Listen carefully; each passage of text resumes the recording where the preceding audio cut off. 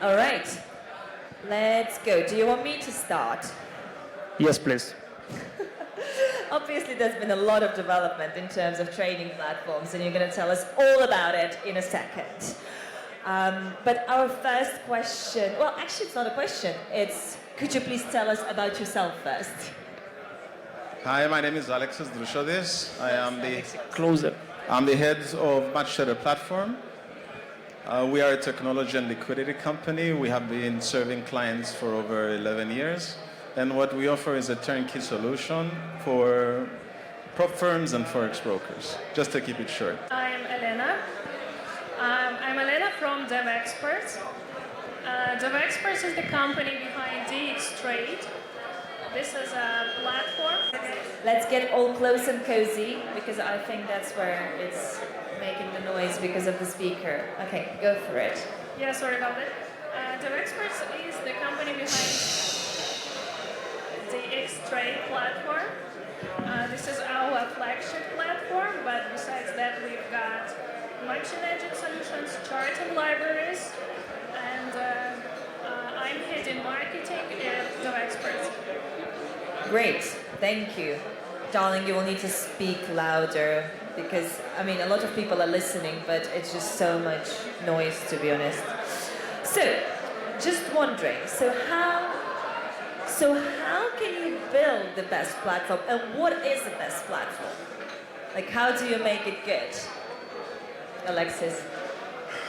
There's many things. There's no secret ingredients, unfortunately. If you're waiting, No secret there's sauce? no secret ingredients. It's just lots of hard work. Now, if we're touching a bit about the younger generation that we're providing trading platforms for, what they're looking for is the experience. I'll explain what that is now. So they're looking for a trading platform which is more user-friendly. They don't want something that they don't need to have excess knowledge or experience to use. They prefer more fluid and straightforward platforms where you remove the complexity elements. Now, it's a bit controversial because they want to keep all the tools and all the functionality, but then they want it to be simple. So this is something that we're also working on. We're launching a new front end in the beginning of Q1, which is something we're focusing on customization and personalization for the traders. Now, something that is very important is mobile. I've been using Google Analytics a lot lately, and I've noticed that 60 to 70% are mostly using mobile, and in many clients it's 70 to 80%. So clients of your clients, 70-80% trade on mobile. On the mobile continuously. So if you want to create a trading platform, you got to focus on mobile. And using technologies like PWA without saying you need to have a mobile app. And it's not about, shrinking, the trading platform into a 6-7 inch phone. It's about recreating that experience for the traders to be equally as powerful than on a desktop. And I would say another thing that's also very important is that the younger generation, and generally everyone, is always on the move. Let's say in other countries, they could be commuting for 1-2 hours a day. So when they're trading on their computer, they need to immediately switch onto their mobile. So let's call it the trading profile needs to be synced. So you need technologies like PWA, where if they have any strategies, any drawings in their charts, they can just continue while they're commuting, which is very important. And it's UX and UI is very important when you're shrinking a trading platform to a 6-7 inch. So it's something that needs lots of work. And my last point, it's AI. It always manages to get in there. Maybe it's not something which is needed now, but this generation, they're using AI daily. So there's so many ways we can push AI that I believe, at some point, everyone needs to have it. It could be chatbots. It could be bots. There's so many ways to use it. So have you already implemented anything AI-based? Let's say it's cooking. It's cooking. Nice. We're looking forward. We did. Okay, but tell us about your amazing, how do you build the best platform? What do you do differently? Sure. So I completely agree with Alexis. This is mobile first. This is definitely mobile first when it is optimized for smaller smartphone screens. Web version, which is also optimized for smaller screens. This is customizable UI at some point. This is self-descriptive user interface when people can understand where they can find reports, trade history, everything they need. Chatbots, well, they are still learning.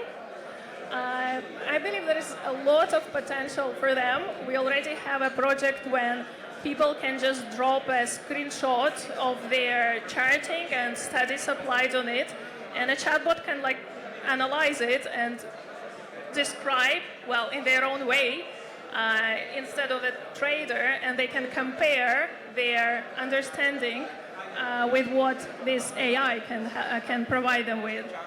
That's very cool. Is your 70% mobile as well, or what's your percentage? Around so, yes. Maybe a little bit less, but it's still a big number. I understand that AI needs lots of development, but we need to start from somewhere to start improving it constantly. So, Agreed. Okay, the next question is about, actually, we see that there are a lot of startups which are trying to be cost efficient, right? And the question is how to make the platform at the same time affordable for the startups that are looking to be cost efficient, and at the same time to be functional enough in order to meet the goals of the highly loaded platform, and to be able to be scalable at the same time. okay, so first need to have variations of your trading platform. That's where it starts. So you can't have one variant of your trading platform that fits them all. Okay? So you can't expect a startup broker to take, let's say, a solution that an established broker would take. So you need to, in the architecture, you need to design it in a way to be able to offer it. So do you mean scalability, or do you mean usability?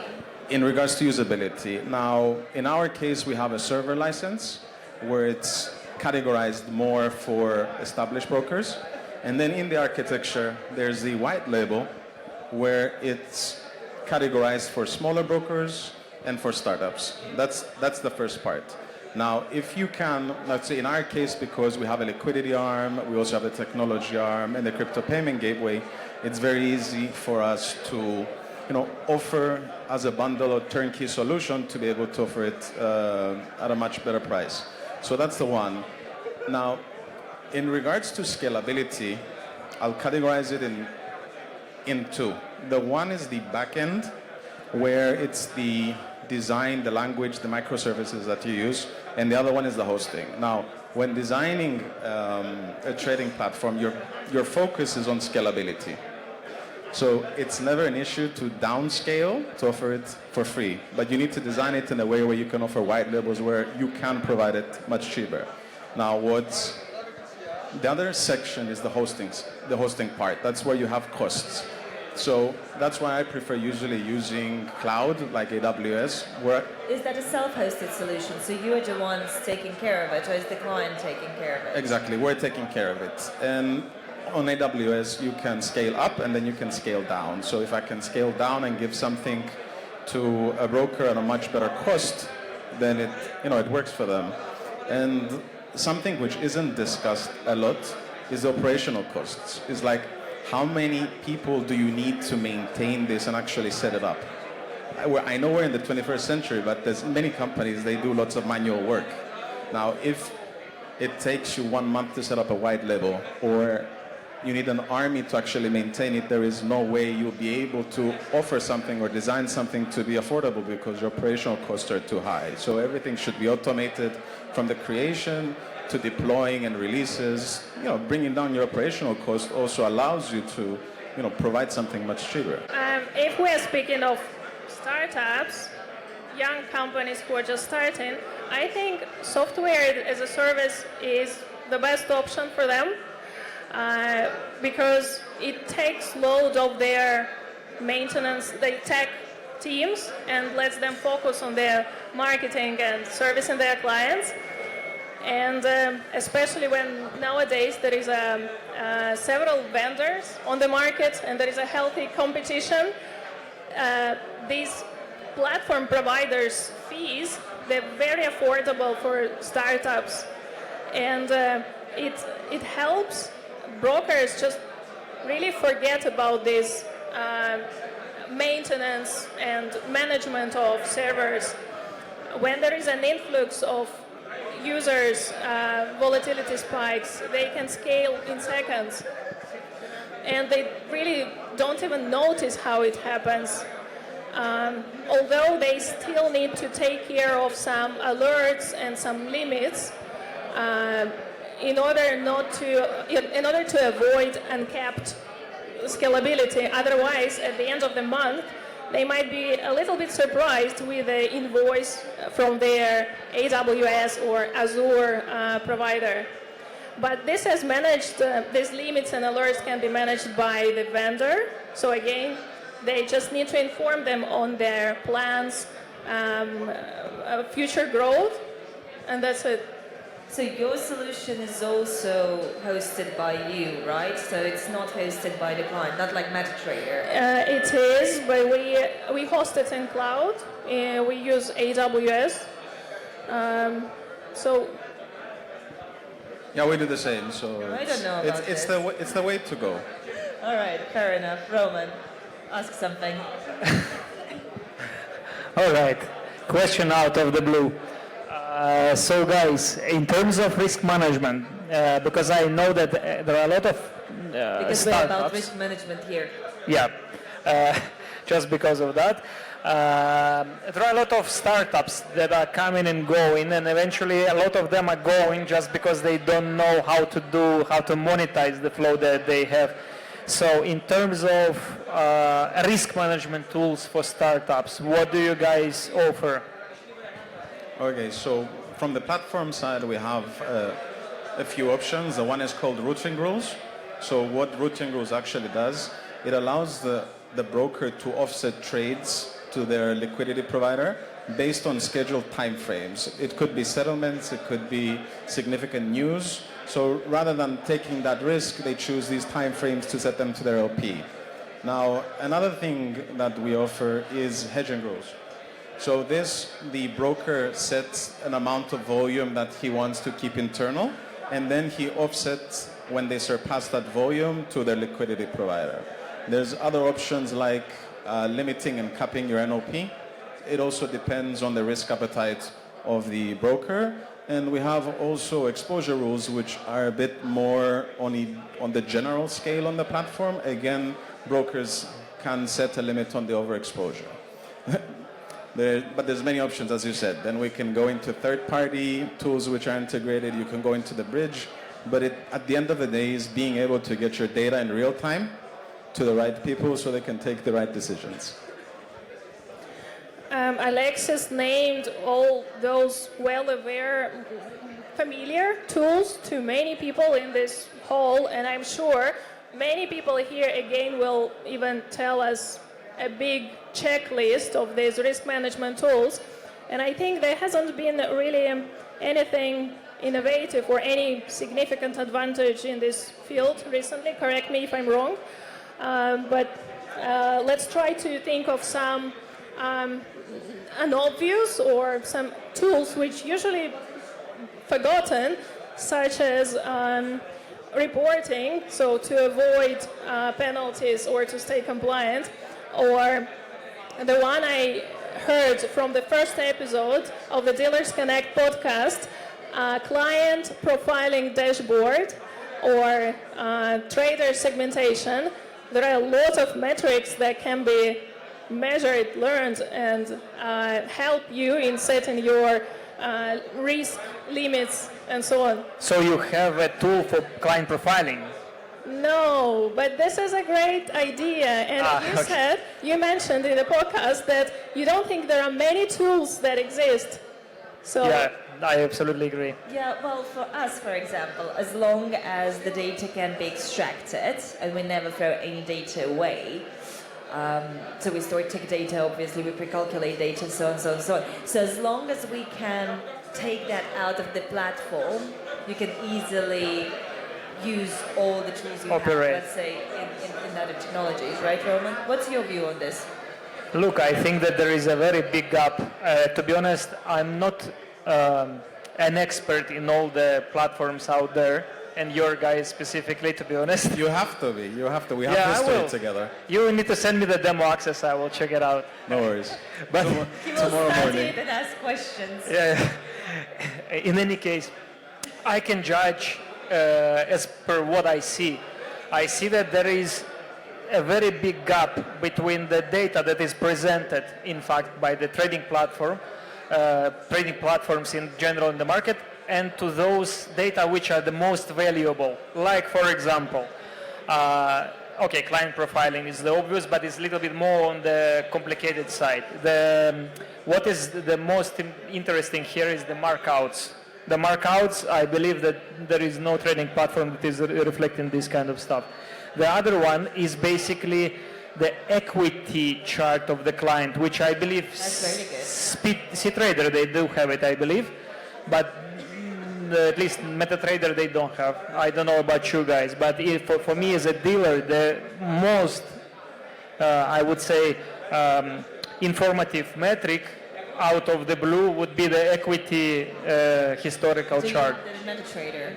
In MetaTrader you don't have. You have only the balance graph. So the balance curve you can see, but the equity you cannot. But the equity is something that is much, much more informative rather than And balance. you want it as a graph, right? Not Yeah, like, look, there are two time frames that we could be checking this. It's basically the markouts, which is like seconds. Yeah. And the other one is historically what the client was like. Did he have drawdowns? Like, for example, there is one client who made 100%, let's say, with the same deposit, and he had, let's say, 80% drawdown by floating, and the other guy who had 10% drawdown with the same so he's a good profit, trader. right? Yeah, So yeah. basically, there are two different traders, and in MetaTrader we cannot see this any. Yeah, I know, because we had to implement drawdowns, remember, because it wasn't. Yeah. Right, I have last question for you, but I want some numbers. What are your metrics? Okay, so the metrics I can provide is based on a default server without being scaled. What kind of default server? Humor me. Define default. Okay, define default. AWS, 3-node cluster with microservices on each node. Without going... You host on you run on Microsoft, right? Oh, no, sorry, AWS. Did I say Microsoft? AWS. Okay, so in regards to capacity to a default server, it would be about 300,000. Now, concurrent users trading at the same time, about 5,000 to 6,000. Now, when the prop wave, let's say, hit us at the beginning of the year and we had to scale some clients up, we pushed up to 25 to 30,000 concurrent, so they were trading at the same time, while 500,000 to 600,000 in capacity, and that was just by adding more nodes to the cluster and then just making new microservices to load balance the load. Now, in regards to code updates, we process That's as my many. favorite. We process as many as the liquidity provider provides us. Now, Yeah, we have to throttle. Otherwise, we can kill any front end. I mean, okay. that's... So regarding the delay time, it's below 1 milliseconds, and if I'm accurate, it's about 700 microseconds. Now, the throughput in transactions is about 2,000 transactions per second. Latency, of course, internalized is below 1 millisecond, and uptime, again, it's per microservice, so if you average it out, it's always 99.97, 98. So that's Pretty good. That's pretty good, but that's regarding the server. That's what I wanted. Good. Thank you. Any other numbers you want? Yeah, well, sure. Well, Is there any chance for me to test it out? You want to stress test it? Yes, like maybe to have, because to be honest, I will be straight. I'm building my own training platform as well for many, many, many months now. And I had back and forth, and I'm trying to build the best one out of there. And to be honest, He's going I have, after you and me. yeah, I have built something already. You fixed it. You fixed it. And my team is actually declaring that it's one of the most capable platforms out there. And to be honest, I just would like to make sure that it's the truth, actually. Yeah, it's the so I truth. would like to compare it with something else. And I really don't know if it's the truth. Yeah, look, it's the truth, but it's not on a scaled exactly. scenario. So to be honest, I just would like to have a fair comparison, if it's possible. They will even send you a stress tester if you'll ask for support. Okay, MetaTrader we keep there for now. In a couple of years, we'll discuss. Please, your metrics. Well, I might be struggling here, but I'd like to provide an example of our another platform which we use for cryptocurrency exchanges. And one of its recent achievements was 365 days uptime without any interruption. For the latency, I might be mistaken, but there are some impressive numbers that should be. Don't worry, we understand. You can tell us how many people visit your website, I'm sure of that, Yeah. and what's the conversion rate of it. Yeah. Well, when we speak about this performance and metrics, that's actually one of the really difficult and time-consuming jobs for that takes a big amount of time, load tests, performance tests, so that the platform can stay up and running when there is again and volatility spikes and lots of people rushing to log in. But this is again where cloud servers, when software as a service really helps. I agree with the cloud. I'm a pro. I used to. You're like clouds. I know you're I gonna like say. bare metal. I know you're gonna say bare metal. I know you're gonna say Quinix LD4. I agree with you to a point because you're close to your liquidity provider, but it's just one cross connect from AWS, and then the path is much simpler. So It really depends what you're going for. Like if you go for HFT, you can't. You just. And it's all about the cost as well, right? it is, and having your own bare metal, there's lots of costs because I've managed, let's say, racks and data centers, and there is lots of work that needs to be done. So sometimes it's not worth it, and it's just easier to skip to the cloud. I agree. Any more questions from you, Roman? Or should we I don't take have. Should I we will take ask some one from the private. audience? Any questions from the audience? And Roman, I'll send you a demo tomorrow. We'll stress test it together. Yours and Agreed. mine beside. Yeah. It's really very interesting stuff. Any questions from MetaQuotes? All right. In 5 years, where are the clients? Right. Okay, thank you very much. Thank for you very joining much us. for having us. Thank you. Thank you very much, guys.